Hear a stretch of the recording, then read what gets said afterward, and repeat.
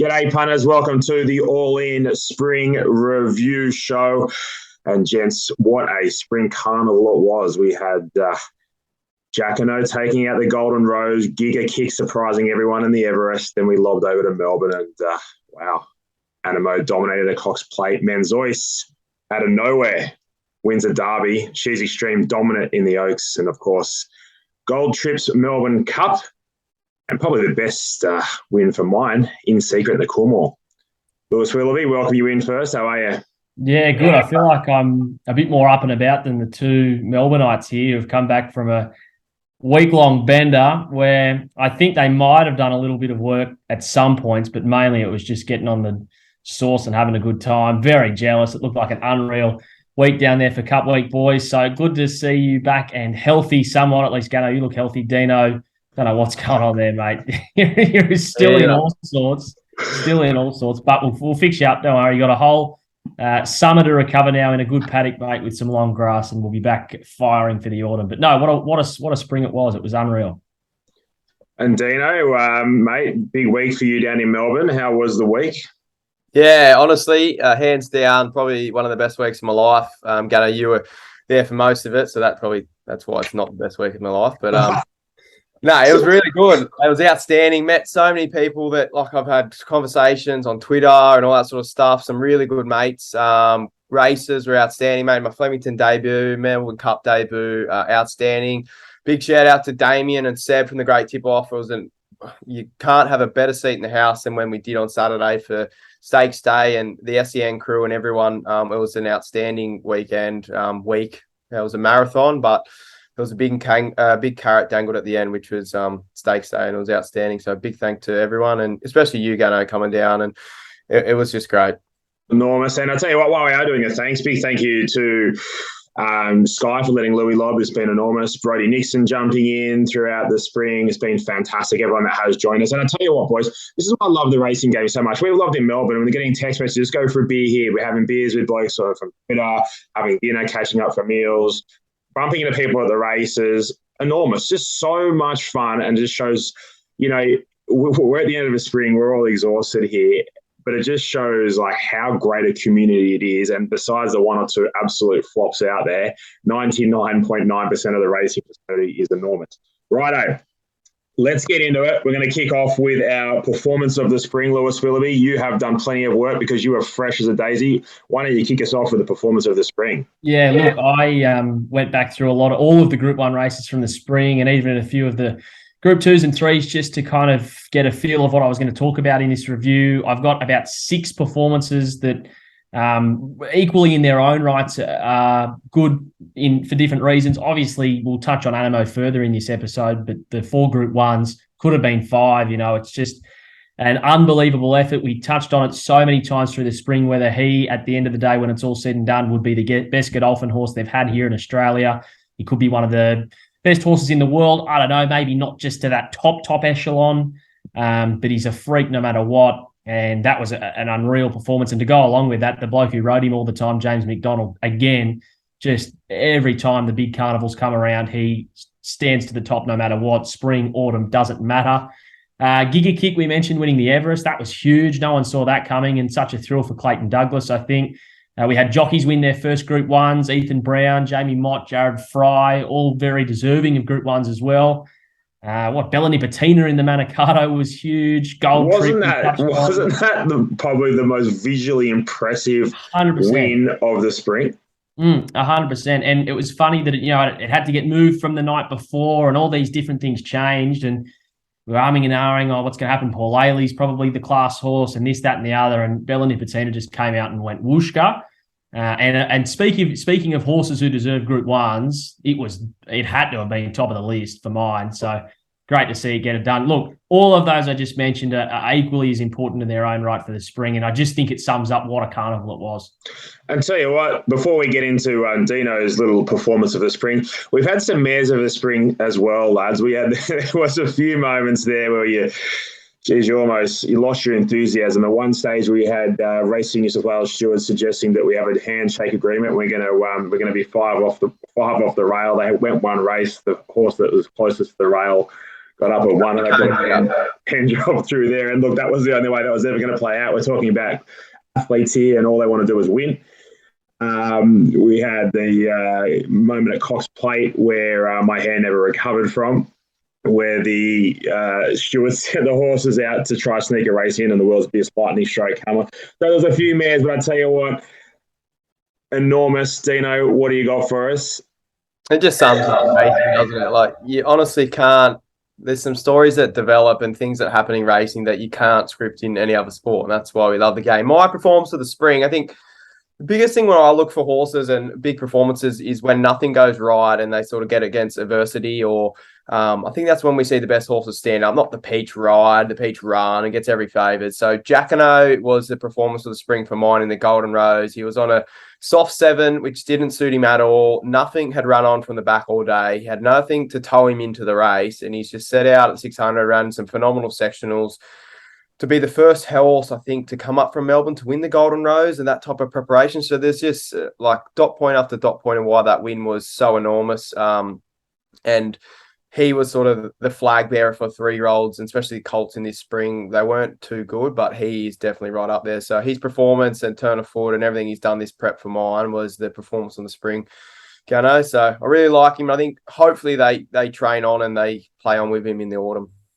Yeah, I just couldn't agree with those, that sentiment any further, Dino. It was the win that almost racing needed, right? Because a lot of these just go to script. It goes to script. It's exactly how the race should play out. And to be fair, I would be shocked if J-Mac doesn't write somewhere in a book one day that he goes, didn't see him.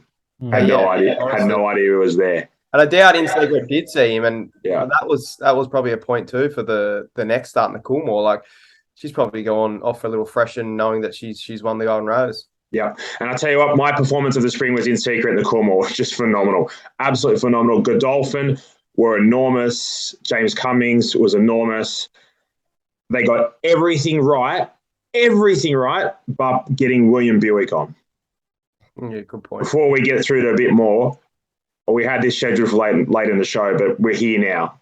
We're segueing straight into it. What is doing, I'm happy for you boys to disagree with me. It's great marketing tool and everyone goes, but it's great for the game. I'm sorry, but it's not, because my wife and my mates in the pub don't know who Frankie Dettori is. They certainly don't know who William Buick is. They couldn't care less. And all they do is get on good horses and produce garbage rides. Thoughts? Yeah, I agree. I like them coming out here, but I don't like when they get on one of your bets or one of your tips that you really like. I think I think it adds layers. It's like some international horses coming out. I think it definitely adds interest to the carnival. But I think what it showed this year is that our crop and the horses that the jockeys, that we have in Sydney, Melbourne, around Australia are the elite crop, and you have to really have a jockey who's in form. I think that's the hardest thing too. You got to put into perspective is they've jumped off a plane. They're probably jet lagged, and they jump on some of these really good horses in competitive field. They're flying first class, mate. If they're jet lagged, I'm a national. Please. Yeah, but flying first class doesn't cure jet lag, It doesn't just have a rest. But I think the biggest thing is the way we race in Australia is completely different to around the world. Big fields, tight-knit tracks, competitive jockeys. You don't know who's inside, outside. We've touched on it all week. So I agree. I don't like them on my horses. I like them in the carnival, though. Louis? Yeah, I think they need to be here. Whether or not they ride well when they come here, I think is an issue that could be, fixed by saying, we'll come out here for the whole carnival then. Yeah. Like when Tom Marquand came, who, with respect to Tom, isn't the top echelon of rider in the UK. He's very, very good, but he's not in those top 3 maybe. He came out here and rode the lights out. Like, he dominated Group 1s, et cetera, come here for the whole spring, get acclimatized, or the whole autumn, whatever.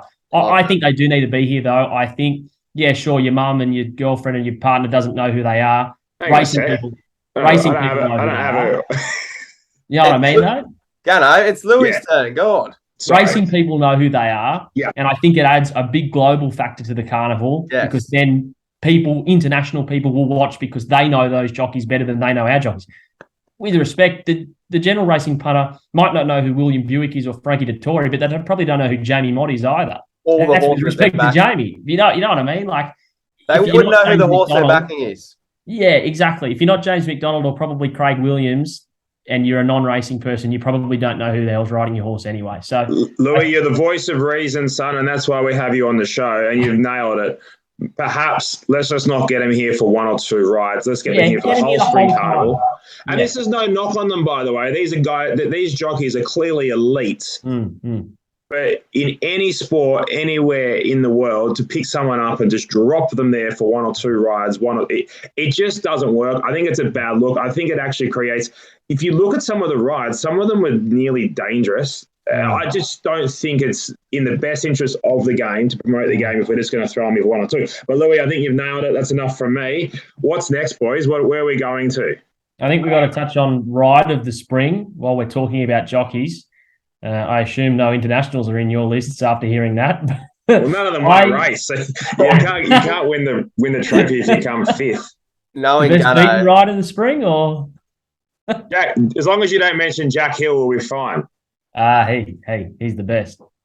Now, I had 4 that I found that I thought were good. I'm going to do one that was the best, and if no one else mentions the other 3 that I had, I'll chime in back at the end and mention them.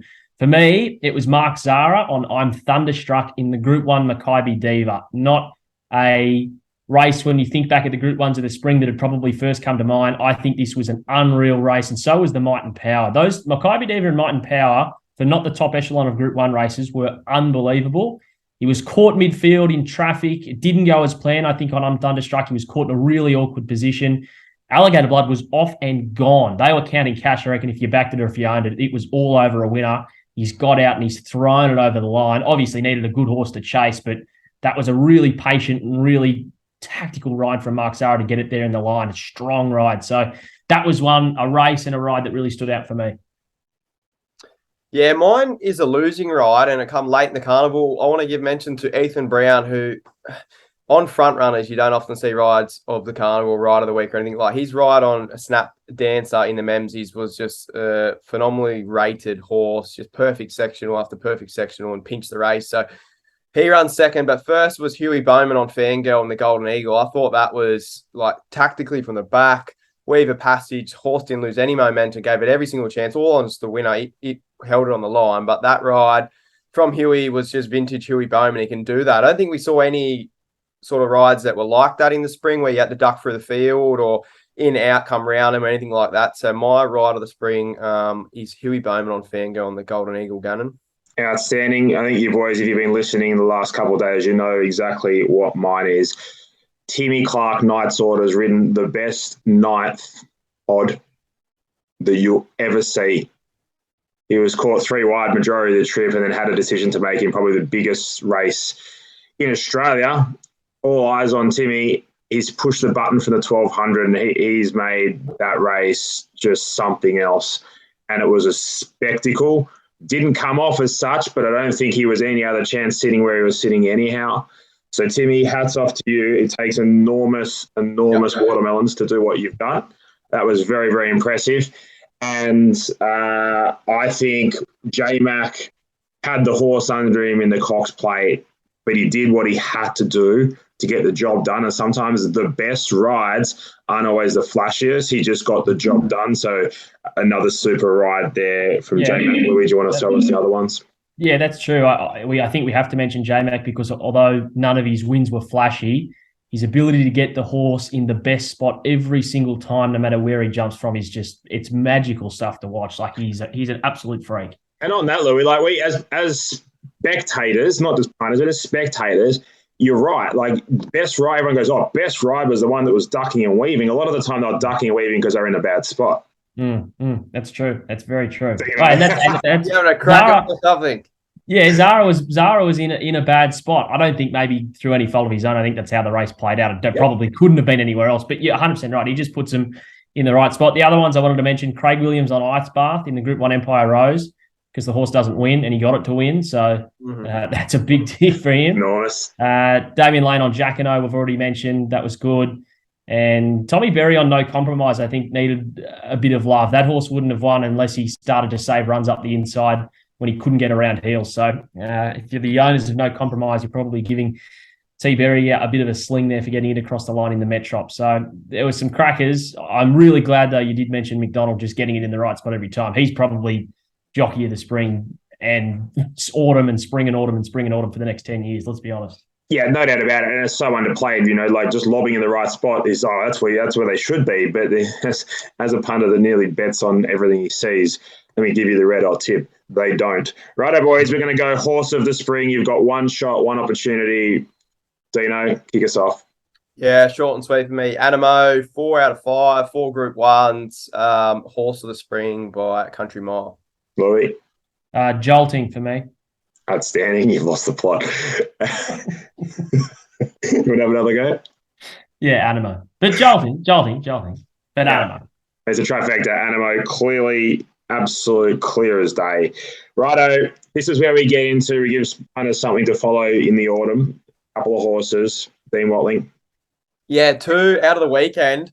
And purely on price, my Oberon was dynamic first up, and often we see these horses a flat second up when they first get to Australia off that big peak first up. So I think he'll be enormous in the autumn. He's definitely one to follow. Private Eye, they figured out he's a sprinter.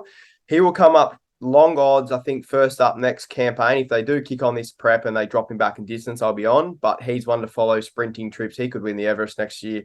And In Secret, she could be anything. Gannon, it was your race of the spring or win of the spring in the Coolmore, but she's just got every trait you want about a good horse. Tactical speed, turn of foot, gears to give. So they're the 3 I really want to fall out of the Carnival, fellas. Louis? Do you think, just quickly with the Private Eye, that I'm not convinced that the 1600 was too far then? I think a lot of things went wrong, over-raced, caught wide. Look, I agree. Definitely come back to the sprint trips and win again. No worries. But I wouldn't be opposed if they had another crack at some point down the line at that distance. I think it's not all over there. I had the similar opinion straight off the race. But when I dissected it this morning and looked at his figures, like he's won an Epsom over 1600 meters, yes, but it didn't rate any good at all. And then you go through his best runs and best ratings in his career. They're all sort of first up, second up over those short trips before he gets out over a trip. And on the SEM this morning, we spoke about it, and Jack Dickens said to us, it's simple. If you can keep up and beat Nature Strip home, or you're running close to Nature Strip, why are you bothering getting out over a mile? Yeah. It's a fair point. Yeah. I think, so for mine, I think maybe 1400 meters is probably his go. Like he won, obviously, the Nature Strip Stakes, 1300 meters in a gallop. Maybe the 300 between on the quick backup. There's a lot to dissect out of it, but if you've got a horse winning over sprinting trips, just keep it to that for mine. Just on Nature Strip, gents, there was talk about it on Saturday night that he didn't eat up that well Saturday morning, but he still went around anyway. And I got a feeling that Nature Strip probably just hasn't come back off that UK trip, and we did discuss it. It was mentioned as well as we would have hoped. I wouldn't give up on him yet, and there's a fair chance to be another one of those scenarios where Nature Strip lobs will get $3 because they all think he's gone. You're lobbed first up and you'll foul him up. On that, Gannon, can I throw a stat out there that I did this morning? It's crazy. When I did it this morning, I thought it was wrong, but when he's started $2.40 and under, he's 7 from 18. When he started $2.40 and above, he's 11 from 14. So it just shows that us punters have absolutely no idea, or the market has absolutely no idea, and he's just smarter than us all. So very good point. I think under a full preparation spell, we could get odds first up, second up, and I think you can be load up. Yeah, bet with confidence. Nature Strip next prep. I'm sorry, Louis, quiz quickly. In Secret for mine. Horse to follow. What do you got? Wait, did we say, Dino, that he wasn't going to come back from Europe that good? Yeah. Did I still load up and chime in? Yes. Yeah. I love your honesty, Dino, and there's no doubt Louis did as well. So you reverse your own trumpet, son. Louis, what are you, Louis? Pricing genius? Pricing. Yeah, actually, I'll tell you what can get in the lay bin. Yes. When you got a mate that lobs a winner and then sends you a text after the fact, lay bin. When you got a mate that rates one $1.30, it lobs, and then he sends you a text, and what does he say? I am a pricing genius. Yeah. 3 points, post-race expert as well. No. Hang on. Nickname. I sent that message to you guys that I had it rated $1.30 before the race. Yeah, it was the first one. There was about 6 others. Tamerlane was anyway. Whatever. You backed a lot of winners, so you guys were having fun in Melbourne, and I wasn't there, so I was trying to make myself feel a bit better. Exactly. Righto, boys. We're gonna finish with a bit of a roundtable discussion, debate, get some things off your chest. We probably don't even need to compare these things. There's really no reason to compare these things, but let's do it. Sydney Carnival versus Melbourne Carnival. Dino, you were at both. I was at both. What are your thoughts? I honestly thought this spring campaign, they played like a 5'8" and a halfback should in a group or a grand final winning side. I think we saw Everest Day really lift the Caulfield Cup that lacked this year. I thought that chimed in and really brought the Caulfield Cup up. And then we saw the vice versa. I think Derby Day, and then on the back of that, Golden Eagle. And then we sort of went down to Melbourne, had the big week at Flemington Carnival. I thought it was like they were best friends, and PVL and Victoria, Racing Vic were best friends. I loved it. And for punters, spectators, everyone involved, hands down the best spring carnival I've had. And I think it only can build. I think we'll see international interest now that we'll see that it really does work. You can maybe stay a little bit longer. International jockeys, possibly more coming over. So my big rap of the springs to the coverage, the curators, the programming. It was absolutely outstanding. Louis, what are your thoughts, mate? Was there a winner between Sydney and Melbourne, or are you just happy to declare a tie? Yeah, I think they both have their great positives, and when they work in unison, like you said, Dino, it just becomes an unreal spectacle for the punters. Obviously, Melbourne have more Group 1s over the spring, and that's vice versa in the autumn to Sydney. But when you've got 2 days where there's just massive racing from both states, look, the states don't have to get along, but competition is good. That's what's driving this. The fact that they're trying to beat each other only makes it better because they're both putting on bigger and bigger days on the same days. And for the average punter, that's exactly what you want. You couldn't ask for anything more. So, I think not a tie, but good for different reasons, and no worries there. So I was stoked. I wish I could have gone down to Melbourne for the carnival. It looked very fun. That Manikato into Cox Plate 2 days is unreal. The Cup Week looked unreal. But then you've got like Everest here, Golden Eagle Day on that day, and even the big dance out at Randwick on Cup Day was a massive atmosphere. I was there at Randwick. That was unreal. So, positives all around. I think the one thing you've hit the nail on the head, once again, the voice of reason, the most educated person on the All In show. You've nailed it again, Louis. Competition in sport, in business is everything, and each state pushing each state to produce bigger and better days. I'll tell you what it does. All it does is bring people to the races. I have not seen, I don't think they've had a bigger crowd as what they had at the Everest. I don't think it was jam packed. Rose Hill on Derby Day, Golden Eagle Day was pretty busy, busier than I'd ever seen it. And then to log down at Flemington and see the people, they just turn up. They just come and they just keep coming, and you just see this. Gee, it's busy. Oh, it's busy. Oh, and then we looked at each other Cup Day, and I looked and I said, there's a bit of room about it.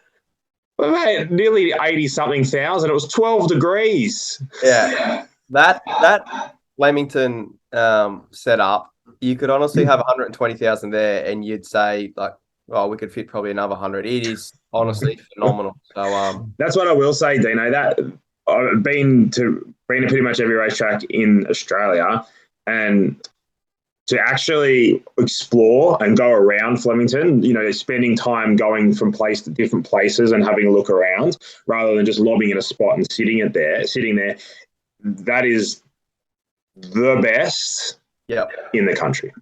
I agree. Hill stand, that view with the city in the background, and then obviously under the hill stand, the members, the bird cage, everything even the lawn. Like we love down there on Derby Day, and a couple of boys. There's the big sort of tent in the middle with a couple of bookies, room everywhere. You can see the races fine. It is the best setup that Australia has in racing, and you can see why everyone loves it there. And Louis, it wouldn't shock you that Dino visited the birdcage. He had the media pass, just flashed it everywhere he went. No matter where he went to the bar, media. Sorry, so you're still going to pay for your drink. No, I didn't have to pay for it down there, he said. So he's just getting free drinks everywhere. Righto. Here's a question for you guys. Is J-Mac the best jockey in the world? Yep. Yes, sir. Geez, not much of a round table about that. You're not going to get any arguments out of me. And you did hear Wayne Hawkes came out and said on SEN, good friend of ours, came out and said, J-Mac, all he rides is a short price favourites. Yeah. Then you wouldn't believe it. This is what I do, right? I say ex-jockey can't lob, not going no good, lob. Then he's ridden a $12 shot. Then he pops up on Oak State. Then and I are sitting at one of the locals down there in South Yarra, and some lunatic, go J-Mac, go J. Look at each other and go, what do you mean, go J-Mac? He doesn't ride. You're off your head. You're off your head. It's not J-Mac. Lobs, J. McDonald. Pick up ride. $22 shot. Had none. $22 shot from South Australia. Gets on. Don't think he's even would have seen the horse before, let alone watch a replay. With respect to Wayne, why do you think he's on the favourite champion? He's the best we've got. Yeah. Who else is going to be on it? That's if I had a favourite in a race, he'd be the first person I'm asking to ride it.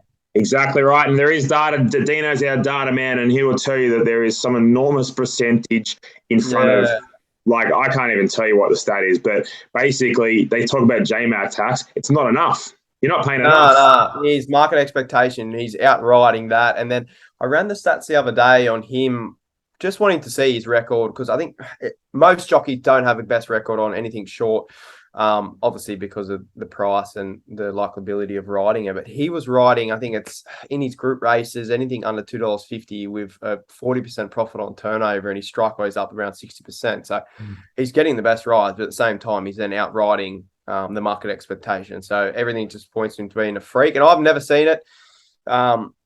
He just doesn't have an off day. He has off days, but he just doesn't have off weeks or off months or off years. He just, the last 2-3 years, he's, I wish my punting and my tipping was in the areas of J-Mac's riding. Well, it's real simple, Dino. Throw everything out the door, get rid of it, just back J-Mac.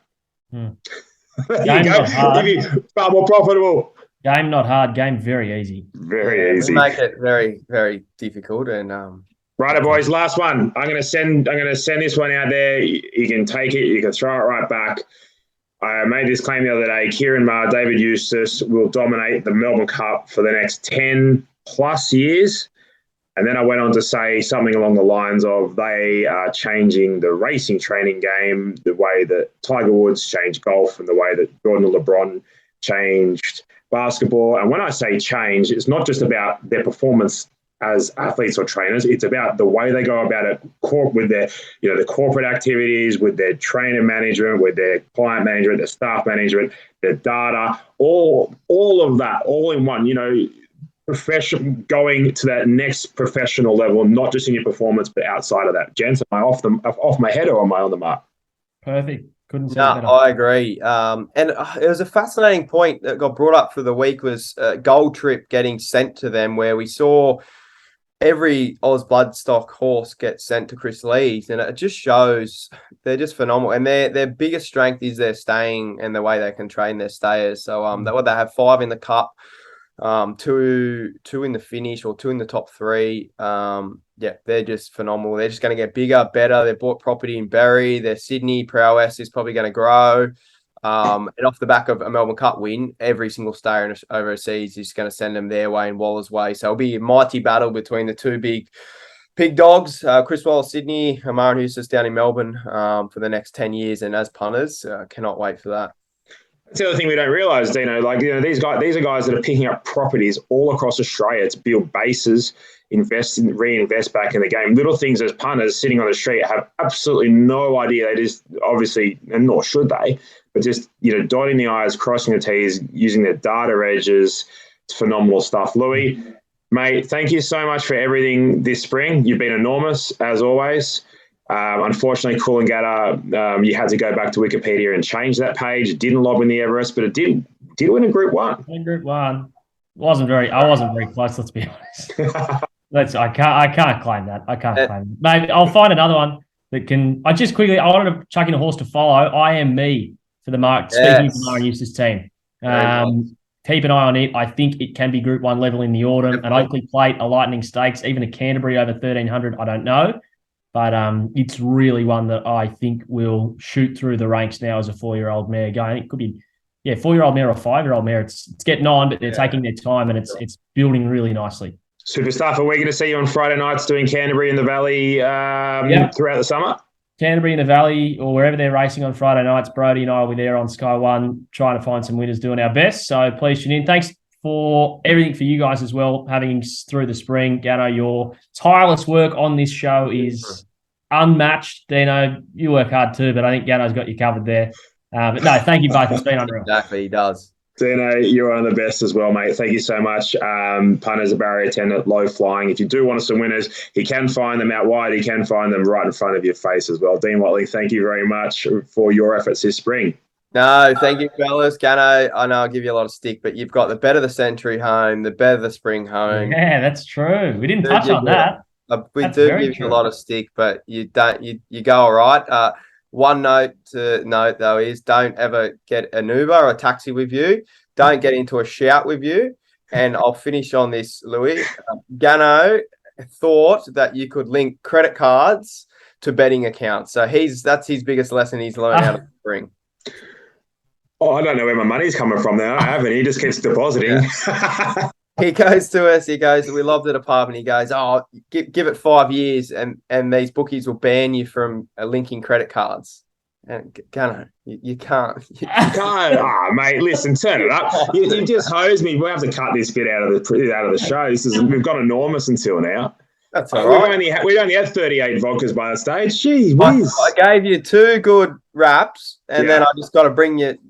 You can't let it get too. Don't worry, I've just Skyped Luke mid-show. We're going to cut it just where you gave me the wrap, and that'll be the end of the show. Boys, thank you so much. It's been enormous. I've got no understanding of how you can deposit in betting accounts. I've still got no idea how my money goes in, but it's been a huge spring. There's some horses to follow. Lewis Willoughby, thank you. Dean Watling, amazing. Thank you, fellas.